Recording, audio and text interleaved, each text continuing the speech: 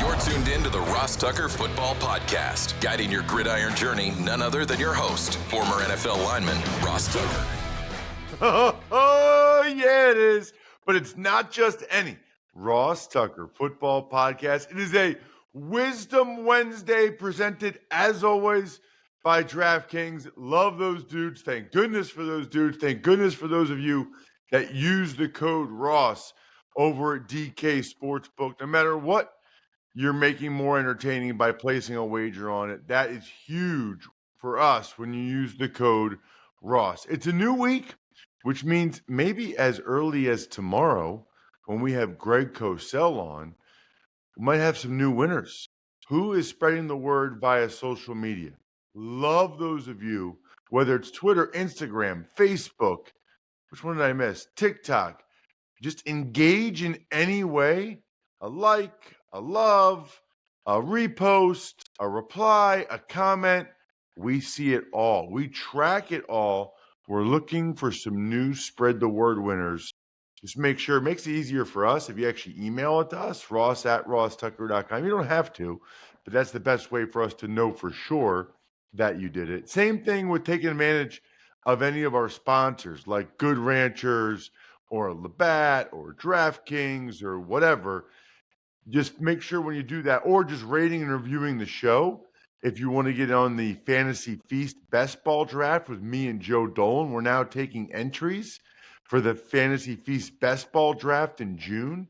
All you have to do is rate and review the show and send me a screenshot of that, ross@rosstucker.com. And then, of course, the YouTube shout out, always a lot of fun, youtube.com/RossTuckerNFL. Comment on any video. I love doing those videos on my phone, and I email you guys the link to the video shouting out who or what ever you want me to shout out. I'm shouting out Chris Harris. Boy, he had such a good career. Recently officially announced his retirement. Long time with the Denver Broncos. Love talking with guys, smart players like this. It's Big Show time. The Big Show.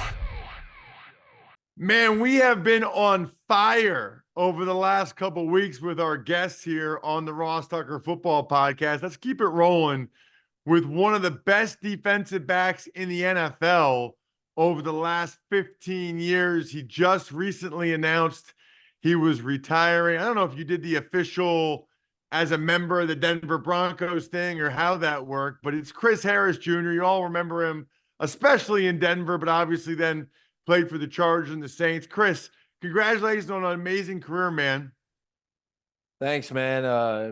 It feels good to be able to kind of walk into the next chapter and, kind of put football behind me and play with no regrets, I think that's one thing I always wanted to do is leave it all out there on the field, train as hard as I could in the offseason to maximize my chances in the league as an undrafted player, and I think I was able to accomplish that. It's so funny that you say that because that was always my motto. That was always the deal is I wanted to know.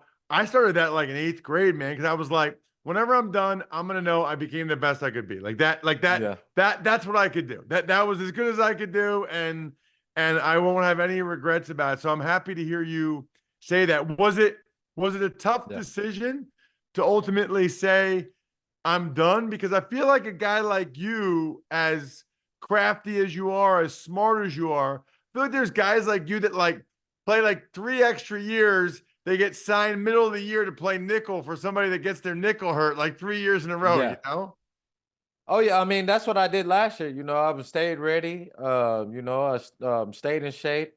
And my agent, I made sure he let the teams know I was ready to play. And unfortunately, I didn't get the chance to be able to make that transition like a lot of nickels and a lot of corners do to get a chance to play safety. I played 12 years straight corner and, in nickel.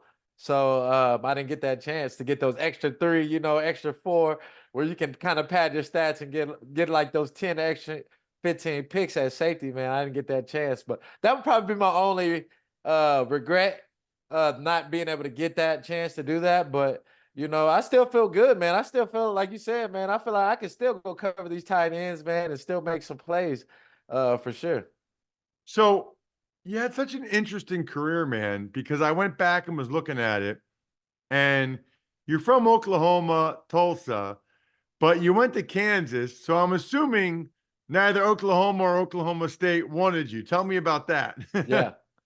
Yeah, man. Kansas was my first offer, and I didn't get any offers until basketball season of my senior year.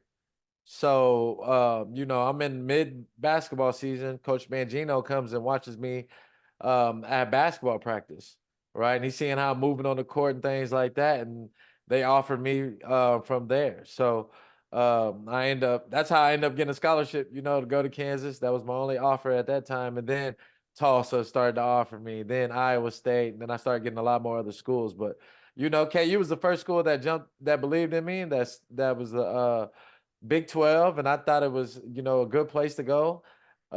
Before me, they had a guy named Charles Gordon, and then I looked up and they had Talib there too. So they were they had some NFL prospects at corner, and I thought it'd be a good fit to go out there and go play against OU and go play against those teams that didn't recruit me. Why do you think OU and Oklahoma State didn't want you? And did that Yeah. hurt? I think it was just at my school. I was kind of like the first person to break the mold at my school, Bixby High School. Now we won, I think we're going on our 10th straight state title now. Now we send guys D1 every 10 to 15 guys D1 every year now. What? So it's just, it's, And you but started it? I was like that first guy to go to the league, first guy to really go ball in college, and then go to the league. So now we see a lot of guys coming through every year. And it was just at that time period, we wasn't getting heavily recruited in that area. And now it's just the floodgates are open, man. Funny, Chris, because then you go to Kansas, you have a really good career there, but it was kind of the same thing. I mean, no combine invite, no Yeah. combine invite. You have to go to the Broncos as an undrafted free agent. So you're playing in the Big 12, you're playing against good programs. Obviously, you were a good player. I guess my question is, did you Yeah. improve a lot in the NFL, or did people just not notice you enough at KU? Yeah. I think I was a really, really good player just on a bad team. Right. And we had just lost our coach. Mangino just got fired, and there's no transfer portal like it is now. Right. Maybe if there was, then I could have probably been at an OU or something like that if they had that open at like it is now. Right. With my coach being fired. But that's kind of how it was. They had a new coach, and I kind of got lost in that shuffle. Also, what hurt me was I was ranked way higher at corner, but mid-season I was just not getting any targets. I just wasn't getting any action. So they moved me to safety, and that kind of lowered my draft stock because they thought, oh, maybe he's not fast. Maybe he can't cover. That's probably why they moved him to safety. So I think that kind of hurt me too, making that position change in college, even though I thought it was going to show that I was versatile, that I could play corner and play safety and nickel. I could play all over the field. But like you said, not getting that combine invite, right? Having to come there as an undrafted, I was still able to get all rookie team as a rookie. So I think I was already pretty solid as a rookie to be able to come in and make plays so early. I didn't realize this, Chris, until I was looking you up. You and I shared a teammate. I was teammates my first 2 years with Champ Bailey in Washington. And Yes, then when you sir. got to Denver, you were with Champ. Man, he was good. Holy crap, was he good? Yeah. I mean, back in Washington, 01, 02, that was like his prime. We had so many good players. I don't know why we weren't better, but you would just Yeah. I guess when I would talk to people about him, it never even looked like he was trying. He Yeah. was like so silky smooth. I was like, Yeah. it's not supposed to be this easy. What made him a Hall of Famer and so Yeah. good? Champ showed up to work every day, right? He never missed. He said he played 15. I think he was at year 15. He was like, I never missed a day of work. Right. I'm here. And that's one thing that, as a professional, as a guy that's dedicated to his craft like him, playing so fluid, understanding routes, understanding concepts. I mean, that was huge for me to be able to get. I had Brian Dawkins and Champ as a rookie, right? And we had another corner that played 10 years named Andre Goodman, right? He was solid, right? So I came in with three solid, great vets, two Hall of Famers that were pushing me and saying, hey, we want you to play out there with us, right? So when you have guys like that, that's a big boost, man. I'll always give credit to those guys. They gave me a big boost of confidence to go out there and play and to learn from. Sit in the room and study tape with Champ and Doc, two of the smartest guys, in the game. That was definitely huge in my development. So, I think a lot of people remember you as much as anything else, Chris, that there was a stretch there where you were the best nickel corner in the league. Like nobody was better inside than you. Some guys have a knack for it. Some guys really struggle. What was it about you that enabled you to have so much success at that position that with every year people realize is more and more and more and more important? Yeah. I think what I was able to do was show that you can play man in the slot, right? Rondé, he was a more zone type of guy, more playing hook, and sometimes playing a little trail technique, which we call two man, where you have two safeties, right? My job has been to eliminate the middle, playing man, right? Being able to take away that whole side. And that was our game plan. That's what we did. It was a little, we played, could I play zone? Yes. Could I blitz? Yes. But the main thing, there wasn't nobody playing man and guys saying, hey, you got to cover this guy all over the field. Because in the slot, one, the receiver's off the ball more, so he's harder to put hands on them. They put these guys in motions all the times, right? So you got to cover on the run, and they have a bigger route tree. They can run every route in the playbook you can think of, right? From out routes, shallow routes, over routes, corner routes.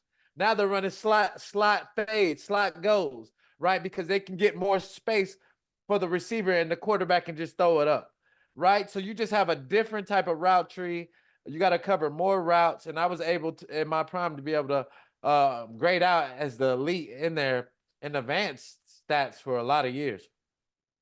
So why do people always talk about outside corners when it seems like playing inside is harder? I mean, you're a guy that's done both. Why do you think so many of the top guys just stay outside and people, oh, he's a shutdown corner when it seems like playing inside's harder? Well, I don't think they can do that anymore, right? I think I kind of broke that mode on that, right? Because now you see Jalen Ramsey, he plays outside and inside. You see Jair Alexander, he plays outside and inside, right? Some games, depending on who it is, you might just play outside, right? You might just match this receiver. I might just be matching T.Y. Hilton this game if he's in the inside or the outside or A.B., right? So every game is kind of different, and you got to have guys that can play all over the field, right? And I mean, guys like Sauce Gardner and Sherman, right? For the cover 3 system that they run and the palm system that they run, it's no need to put Sherman and Sauce Gardner inside, right? Because they have a nice zone type scheme that they run. And those guys can just you can count on those guys to shut down the whole side on the left side, right? So there's corners. I think in the game of football, you can have all different types of corners, right? And they all be great, but be different, right? So I came in with Sherman, Pat P, and it was me, right? We're all 3 corners, right? But we're all great at different things, right? But we're all decade. Do you see what I mean? Sherman's great at what he did in the system that he had at the left corner, right? Pat P is great at what he did of being a shutdown corner and then also being a returner, right? And I was great at what I did, right? So we always that's the best example that I can give to the people to kind of show you the different types of DBs. So, but we know what you could do. We saw you feisty and staying with those guys man to man. What about you made you so good? Is it just quicks, change of direction? Is it just smarts? Like, what's Yeah, the key to being great covering guys in the slot? yeah. Of course, you got to be quick as a cat, man. I think I had elite lateral quickness. I pride myself for being a technician. I had different types of feet works that I could use on the line, whether if I wanted to do, we call it kick step, read step, or if I wanted to, they call it motor in your feet, or just being able to shell the guy, which mirror the guy. I was excellent at being able to do that. Also, you got to have, like I said, different techniques. You got to be extremely quick, right? And you have to be physical, right? When you play the nickel, you're taking out a linebacker and they're putting you in the game. So if you can't tackle, you can't play that position, right? Because now you have to cover guys in space, right? I eliminated the screens. When people go back and they study my film and study what I was doing in the slot, teams didn't run screens on us because I was shutting them down.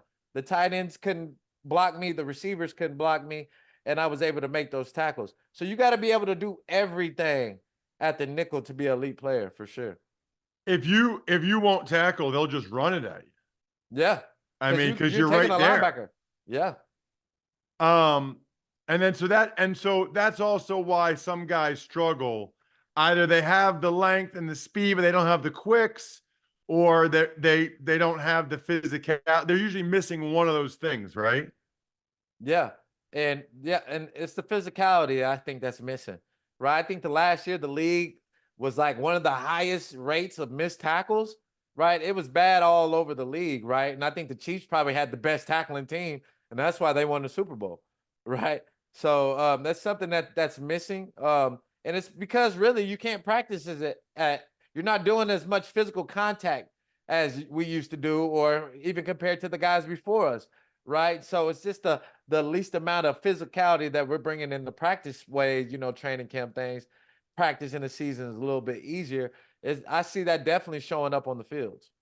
You're one of the biggest reasons why Brady doesn't have more Super Bowls. Yeah. Because did you beat them both those years where you helped just lock down the middle when you played them in the playoffs and knocked them out?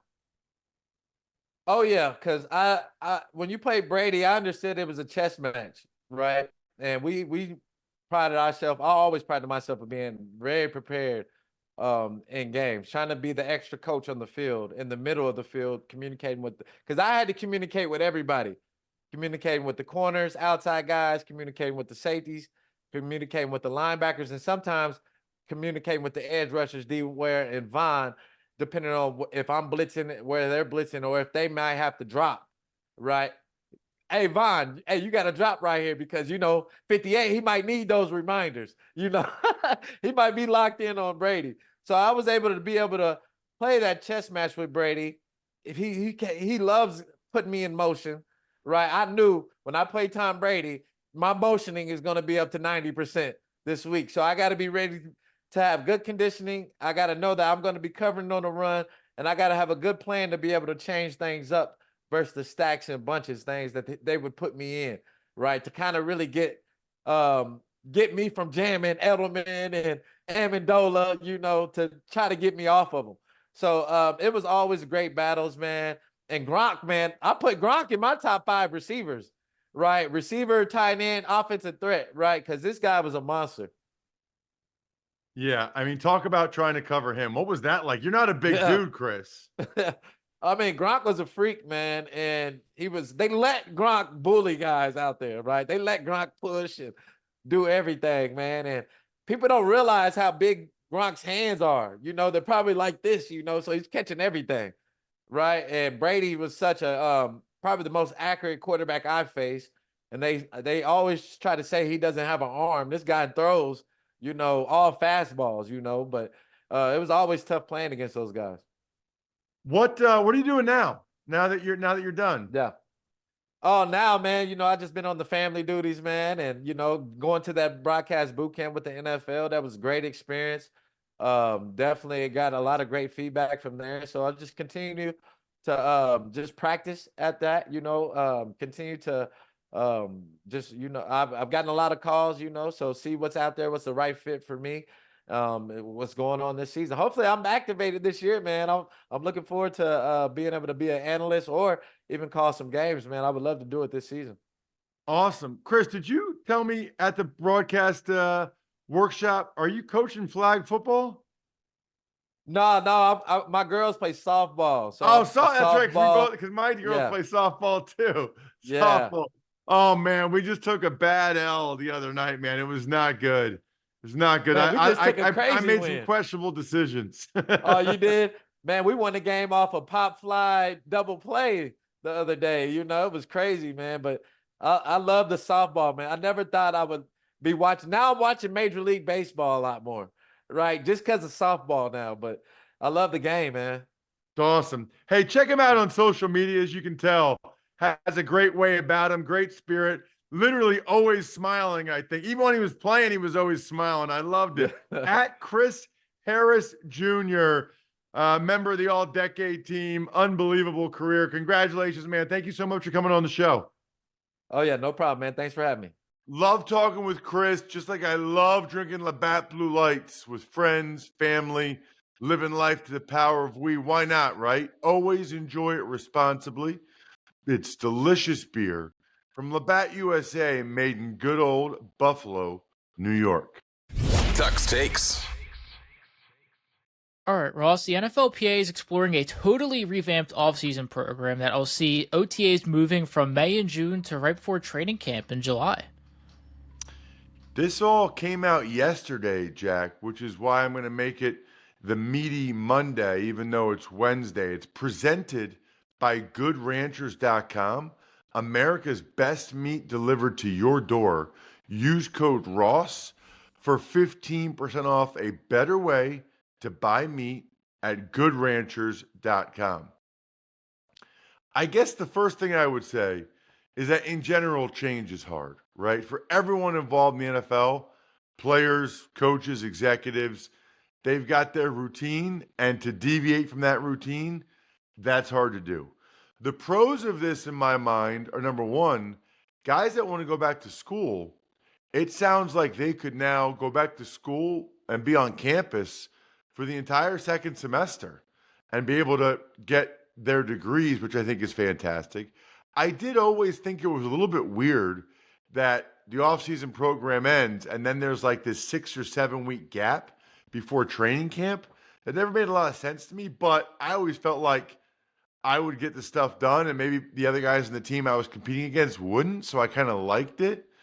The negative is that it's awful for the coaches and the front office executives because they crave that downtime. The big thing for me is this better not be what the trade is for the 18th game. For the 18th game, they better get that revenue split up to 50%. It better not be, we pushed the offseason back, because that's not a fair deal. More contract news. Texans, they signed wide receiver Nico Collins to a 3-year, $72.75 million extension with $52 of that guaranteed. Feels like a really good signing for the Texans, right? They got him locked up now for 4 more years. He was probably a top 5 receiver in the NFL last year, definitely top 10. And they're paying him as, I think, I don't know if it's the 7th highest paid receiver.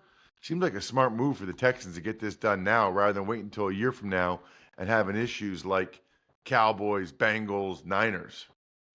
Some other news around the league. The Eagles, they signed wide receiver John Ross. Saints defensive end Tano Passanio has torn his Achilles. And Brandon McManus and the Jacksonville Jaguars are being sued. Well, we know John Ross is the guy the speedster who broke the combine record at one point. Never really worked out for him. The Eagles lost Devontae Parker, so now they're bringing in John Ross. Kind of like a lottery ticket, right? See if he ends up being good enough to be on the roster. That stinks for Tano Passanio. I thought he did some really good things last year for the Saints. And this Brandon McManus and the Jaguars thing is worth keeping an eye on. I guess it was on the flight over to London, which is unique. So we'll see how this affects that team and that player. As a reminder, might be picking winners as soon as tomorrow. Engage on social media at Ross Tucker NFL, at Ross Tucker Pod. take advantage of any of the sponsors, or make a YouTube comment. Other than that, I think we're done here. Thanks for tuning in to the Ross Tucker Football Podcast. Make sure to also check out Even Money, Fantasy Feast, and College Draft, all on the DraftKings Network on Samsung TV Plus, YouTube, or subscribe to the podcast on your favorite platform. Shout out myfrontpagestory.com. It is the best Mother's Day gift. Huge fan of it. But Mother's Day was a couple weeks ago, so now just do it for Father's Day instead. myfrontpagestory.com. Lovebackofficeschedule.com. Steakhousesports.com. HumanHeadNYC.com. Sporticulture. Pizza Boy Brewing.